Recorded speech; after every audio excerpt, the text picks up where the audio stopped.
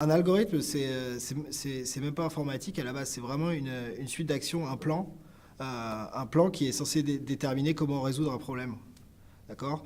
Donc c'est plutôt un objet mathématique à la base. Et après, le programme informatique, ben, c'est une transcription d'un algorithme dans un langage que l'ordinateur peut comprendre. Mais disons qu'en fait, des algorithmes pourraient être exécutés par des humains ou par toutes sortes de machines.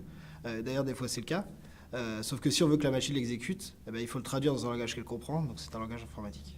Un programme informatique, il faut voir ça comme une petite histoire, je pense. En fait, à la base, c'est toujours du texte, donc c'est comme une histoire, mais écrite dans un langage qui ne va pas être du français ou de l'anglais, qui va être un langage informatique, mais qui est vraiment, on parle vraiment de langage, donc c'est vraiment ça a ses règles, ça a sa grammaire, ça a sa syntaxe, il y a des choses qui prennent le rôle de nom, des choses qui prennent le rôle de verbe.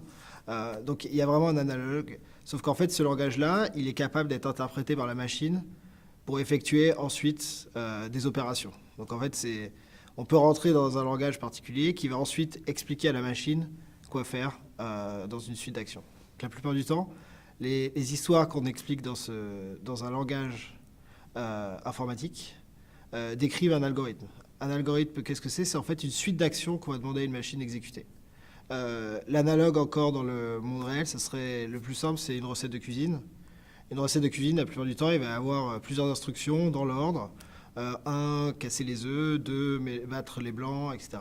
3, mettre au four, 4, sortir du four, 5, c'est terminé. Un algorithme, c'est pareil. On va dire 1, prenez une image, 2, transformez-la en noir et blanc, 3, extraire les contours autour d'une personne, 4, regardez si la personne est en train de faire du ski, 5, si la personne fait du ski, alors dites que c'est une photo qui parle de ski, sinon dites que c'est une photo qui parle pas de ski.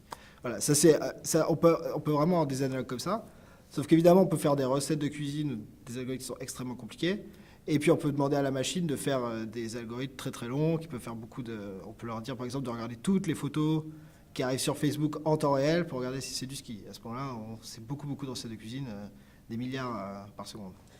L'algorithme est toujours créé par un humain, donc en fait, qui a un but dans ce qu'il veut faire. Donc la plupart du temps,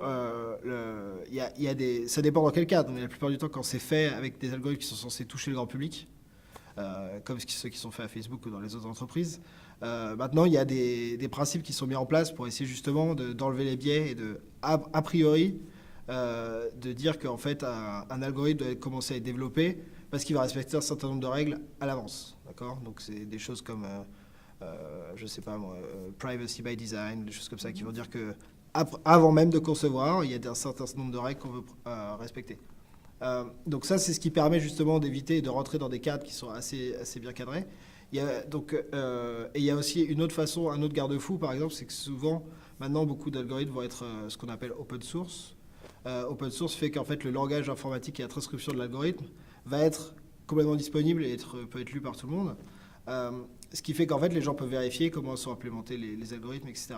Donc, mais à la base, c'est quand même toujours un humain qui va l'écrire. Donc, on peut mettre des règles, on peut mettre des choses, mais il va toujours y avoir un auteur qui va faire. Donc c'est vrai ou un groupe d'auteurs. La plupart du temps, les gros algorithmes sont faits par plusieurs personnes, des grandes équipes. Donc c'est vrai qu'il peut toujours y avoir un biais, mais qu'on essaie de corriger, de maîtriser, d'améliorer.